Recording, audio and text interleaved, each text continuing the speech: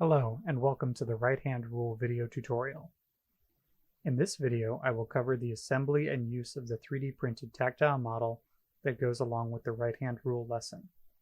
Additionally, I will demonstrate how the right-hand rule can be applied to a simple circuit to determine the direction of the magnetic field generated.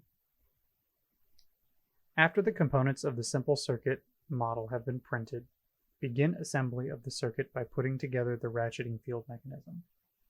This mechanism is composed of a rod-like wire component with ratchet teeth at the center of its length, a thicker disc, and a thinner disc.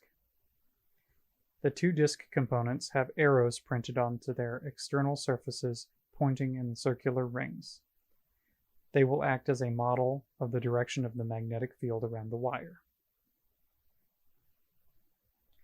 The ratcheting field mechanism can be assembled simply by sliding the thin and thick field discs along the length of the rod from opposite ends so that they meet in the center.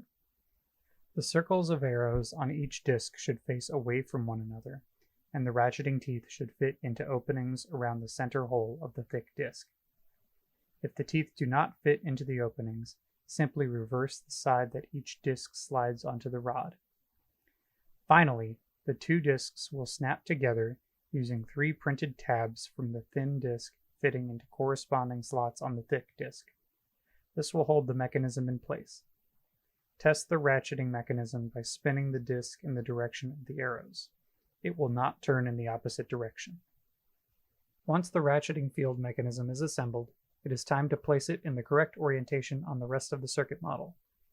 The tabs on either end of the rod will fit into corresponding slots on the wire portion of the circuit.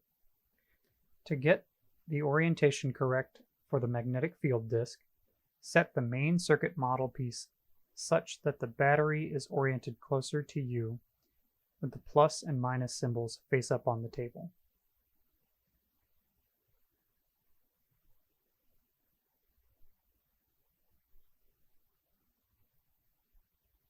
Next, check the direction that the magnetic field disc rotates on the ratchet mechanism. Place the ratchet mechanism assembly such that the rotation of the disc goes away from you above the rod and toward you below the rod. Then insert the tabs of the rod into the corresponding slots of the circuit model.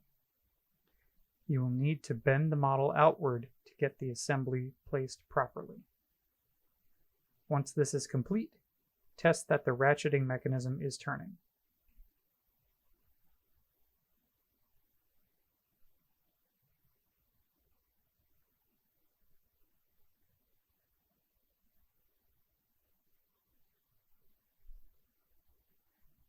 The right-hand rule can be used in several related situations in physics when describing electromagnetism. For this lesson and demonstration, we will be indicating the direction of conventional or positive current flowing through the circuit by pointing our thumb outward in the same plane as our palm. Our fingers will then curl without closing our fists, indicating the north direction of the magnetic field being generated around the wire. This occurs anytime electricity is flowing through a circuit. To help students understand how to employ this version of the right-hand rule, you can have them hold on to a single wire strand or a long object that can act as a model for a wire with their right hand. Have the students point their right thumb along the wire, assuming that direction to be the direction of conventional current. Their fingers will then curl around the wire in the direction of the magnetic field lines that would be generated. The 3D model also follows the right-hand rule and shows the direction of the magnetic field around the wire. The arrows on the surface of the magnetic field disc show the direction of magnetic north around the wire, and it ratchets in the same direction. It will not rotate in the opposite direction. If we align our thumbs with the wire behind the mechanism, we can then curl our fingers around the disc pointing in the direction that it will rotate. This shows that the model and the right-hand rule are in agreement. We can demonstrate this around the entire circuit, but for simplicity, only one portion contains the ratchet mechanism. Considerations to make when teaching this concept. 1. Conventional current, or positive current, is based on the idea of positive charge flowing through a wire from the cathode of a battery to its corresponding anode.